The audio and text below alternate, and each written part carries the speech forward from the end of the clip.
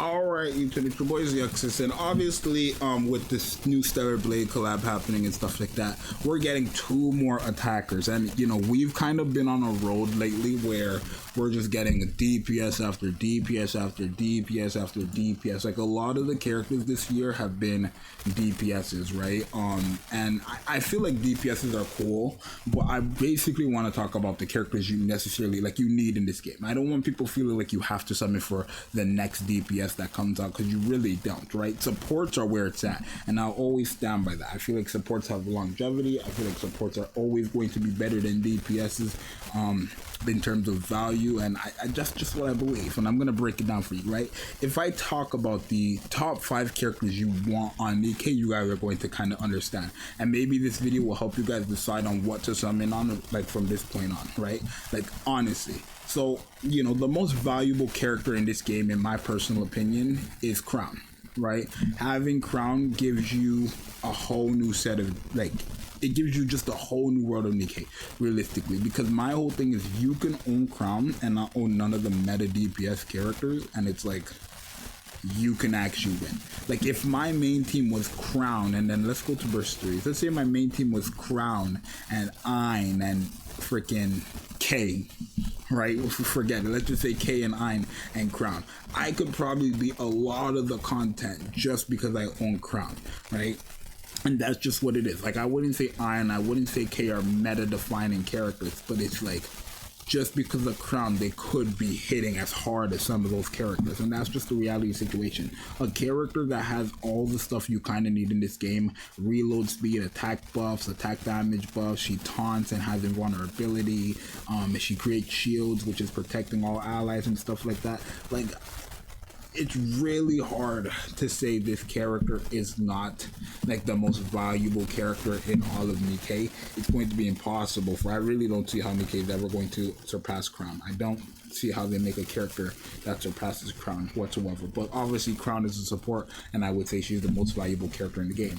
I would say the second most valuable character in the game is a brand new character, and that is Little Mermaid, another support, right? She does do damage, but she is the character who is, again, giving attack damage buffs, helping you reload, helping you get burst gauge, to use your burst skills, which is like your powerful attacks and stuff like that, and then has cooldown reduction, you know what I mean? Like, and then this character does damage herself, but her whole thing is making everybody do more damage, right?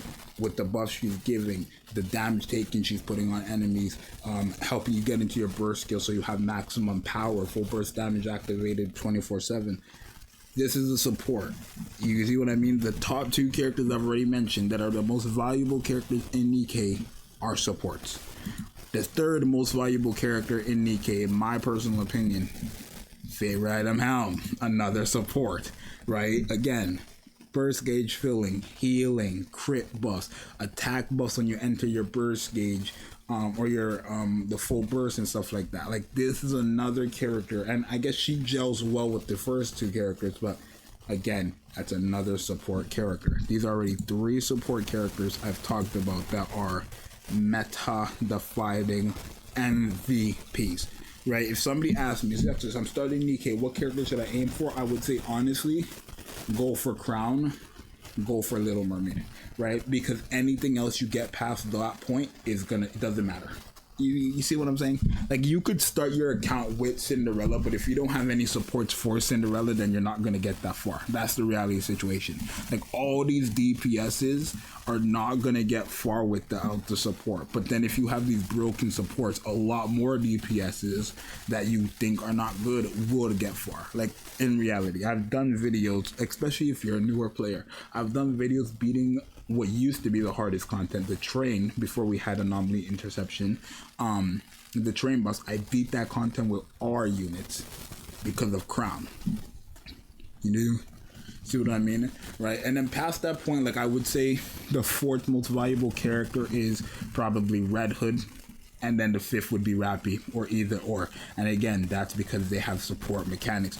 Red Hood is just a burst 1, 2, and 3, and she really can get you through a lot of situations, being a burst 1, 2, and 3. She kind of fills out whatever you're missing on your team there. And then Rappy's a burst 1 and a burst 3, so she kind of the same thing as Red Hood. in terms of support and stuff like that, and helps you realistically fill out your team. So the top 5 most valuable characters in the game, in my personal opinion, are all supports. And this is what I mean. You don't necessarily need to have DPSs. So if you really are new to the game and you're struggling, if you're thinking about re-rolling or anything ever like that, Crown, Little Mermaid, favorite item Hammer, the character that a lot of people are not going to be able to get. That's just the reality. She's the character that you have to kind of been playing for a bit to get her. She does require you need to have dupes for her. You need to invest into her. You need to what else? Grind for her favorite item materials. Like, you have to build up that character. It takes a while for you to get that, but once you do have that, then you're good to go, right? So, but realistically, supports run the game. Supports run any and every game. I will always stand by that. Is there any DPSs that are like the most valuable? No. I mean, I don't want to say no, but like, I can beat this entire game without having Cinderella. I can beat this entire game without having Scarlet Black Shadow. And I know it sounds crazy for me to say, because those are the 2 main characters I do use, but it's like, it's true. I can beat a lot of the content without using the meta DPSs if I have the meta supports. I've done many videos of me using freaking Dorothy as an example. I just made a video on Dorothy. I just made a video on Moderna. I just made a video on Ein. These are, I would say, non-meta DPS characters that I paired up with the most valuable supports, and you guys have seen me go crazy with them, right? It's just the reality of the situation. It's just the reality. You want support characters, and you want to die with support characters. Right? Even if you go, I don't even know if people realize this, right? But if we can find it, right? I think I would have to go to their YouTube live stream. Let me see if I can find it for you guys. On the Nikke video, on their live stream. This icon is so cool. Here, let me pause this right here. I don't know if people actually noticed, but where is it? I guess they're not gonna show it here. I don't know if you guys noticed, but they were showcasing the brand new characters with, again, the meta characters. That's Little Mermaid right there, that's Crown right there, and that's Naga right there. I would say until you have favorite item Helm, Naga is like the most valuable support, and that's just because she's good without Crown, and she's very good with Crown, and she's good with another character that she came out with, which is Tia, right? So I would say if you don't have favorite item Helm, Naga replaces her for most valuable support there, in my personal opinion. And Litter as well. No, Litter is one. Where is she?